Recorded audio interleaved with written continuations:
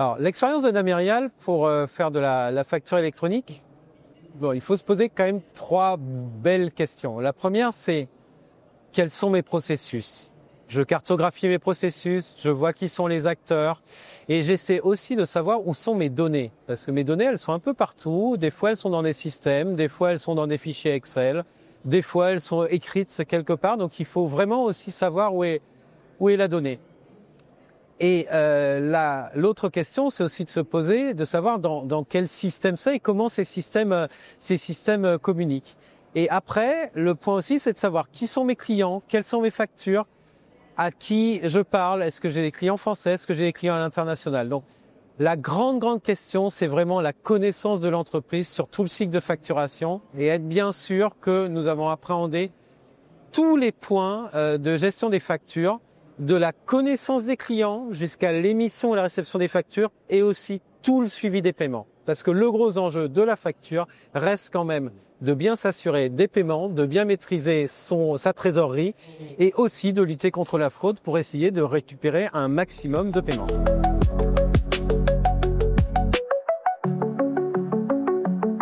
Namirial est un groupe qui a été créé en Italie en l'an 2000, un leader européen de la confiance numérique et qui accompagne tous ses clients italiens et internationaux dans sa transformation numérique et digitale.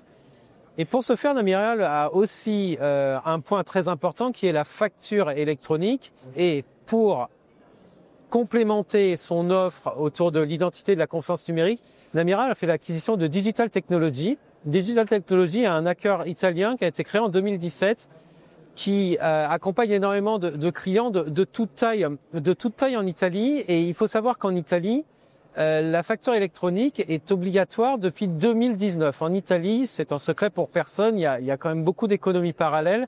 Et donc, il y avait un gros enjeu d'évasion fiscale et de lutte fiscale. Donc, depuis 2019, Namirial et Digital Technology accompagnent les Italiens et les clients italiens sur la facture électronique. Et le retour d'expérience, je vais en donner deux. Le premier point, c'est vraiment être prêt, être bien anticipé, parce qu'il faut savoir une chose, c'est que le plus vous êtes en anticipation, le plus vous maîtrisez vos factures et le plus aussi vous évitez les risques de contrôle.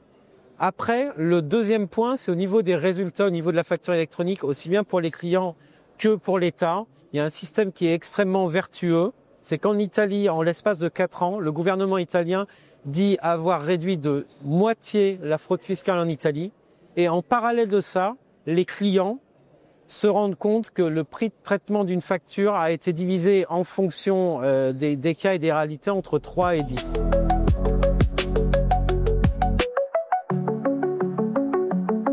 L'intelligence artificielle est un élément absolument clé dans le traitement de la facture électronique. Pourquoi ? Nous l'avons dit tout à l'heure, le point c'est que la facture électronique est vraiment au centre de tous les dispositifs. Et donc au centre de tous les dispositifs, c'est-à-dire que je vais m'assurer que la donnée est la même partout et de bien avoir la donnée. Et donc l'IA, le premier point, c'est de bien de m'assurer est-ce que ma donnée existe ou pas pour que ma facture soit acceptée et ensuite soit réglée. Le deuxième point de l'IA, c'est que l'IA est un modèle absolument formidable pour lutter contre la fraude. L'IA permet de faire des contrôles de cohérence aussi sur la facture pour regarder par exemple si l'adresse est en cohérence avec la langue, avec certains libellés. L'IA va aussi permettre de bien identifier que la facture est en lien avec un bon de commande et que tout ça est bien cohérent.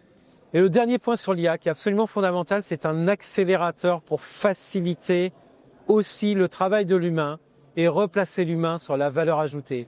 L'IA sans l'humain n'est rien et l'humain sans l'IA est quand même moins performant.